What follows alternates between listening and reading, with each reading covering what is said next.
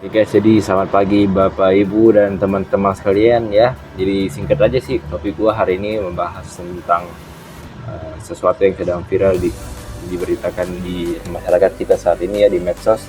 Jadi hanya satu kata sih yang bisa menjelaskan itu semua, yaitu emas. Jadi sebelum ini mungkin gua mungkin bakal bertanya, siapa di sini yang investasi emas? Coba angkat tangan ya. Jadi buat kalian yang punya investasi di emas ya, berarti kalian itu seorang orang sukses ya, karena kalian berani ambil resiko melakukan membeli aset emas. Karena ya, membeli aset emas berarti Anda sudah berinvestasi sejak dini, dan itu gua sangat respect karena ya jarang sekali ya untuk generasi kita yang mau nabung gitu ya. Jadi ya singkat cerita ya, mungkin di sini gua bakal kasih sedikit info ya, bahwa ya seperti kita tahu bahwa harga emas itu melonjak naik, dimana saat ini Antam ya sudah harganya 1,8, dan per minggu kemarin itu sudah sempat tembus 2,1, dan itu rekor juga sih. Itu juga peristiwa yang baru pertama kali gua lihat seumur hidup gua, emas naik sampai 2 kali lipat dalam waktu kurang dari 1 tahun, dan itu sangat gila. Tapi di sini setelah gue menganalisa sesuai dengan pengetahuan yang gue miliki tentang makroekonomi ya, jadi di sini gue bakal sedikit jelasin sih kenapa emas bisa naik setinggi itu.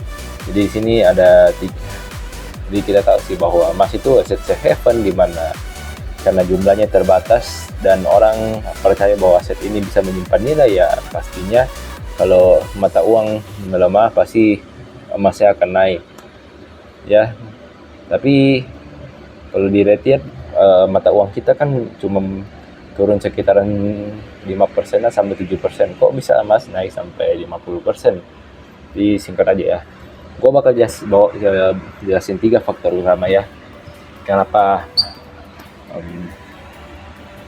bisa harga emas naik ya. Jadi yang pertama itu perang dagang antara Amerika versus everybody versus semua negara di seluruh dunia, dan yang kedua adalah tentang perang senjata ya, yang sampai saat ini belum menemui kata damai. Dan yang ketiga adalah ketidakpastian ekonomi yang disebabkan oleh 2 hal tadi, ditambah lagi ketidakpastian ekonomi di negara kita tercinta ini.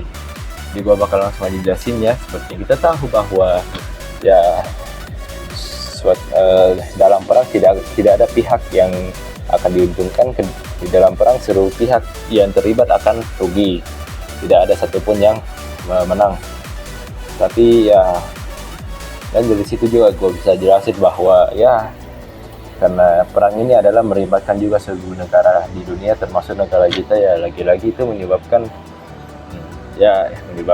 kerugian yang sangat besar, terutama dari segi mata uang kita yang terus melemah terus ya, gara-gara perang tarifnya Amerika membuat barang-barang jadi mahal, kita jadi susah mau beli barang ya. Dan lagi-lagi ya, kalau kita udah gak mampu beli barang berarti ya daya beli kita udah menurun kan. Jadi ya itu lagi menyebabkan ya penurunan nanti. Jadi yang bakal gua bilang di sini adalah bahwa ya itu dia faktor utama dari eksternal. Sedangkan kalau dari internal, apa sih faktor internalnya?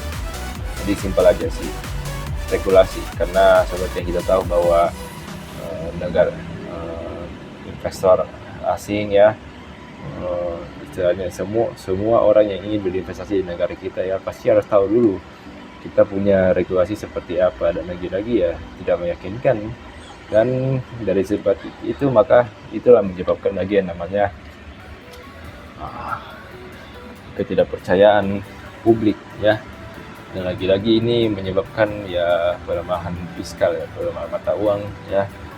Jadi apa sih kesimpulannya dari ketiga hal tersebut ya? Simpel aja sih, satu kata doang sih sebagai kesimpulan, bukan emas tapi investasi. Emas itu adalah salah satu bentuk investasi, tapi nggak semua. Di dunia ini ada banyak sekali hal yang bisa kalian investasikan, terutama diri kalian sendiri. Jadi kata gua sih, buat kalian yang belum pernah buat kalian yang sudah berinvestasi, gue ucapin selamat karena kalian pasti udah menikmati hasilnya. Tapi buat kalian yang belum pernah berinvestasi, maka lebih baik kalian mulai hari ini, karena ada kata pepatah bahwa Lebih baik terlambat daripada tidak pernah sama sekali ya. Jadi pastikan kalian selalu berinvestasi. Kalau kalian nggak punya materi untuk diinvestasikan, setidaknya investasikanlah diri kalian dengan tujuan supaya kalian bisa mendapatkan hidup yang lebih baik. Oke, jadi terima kasih guys.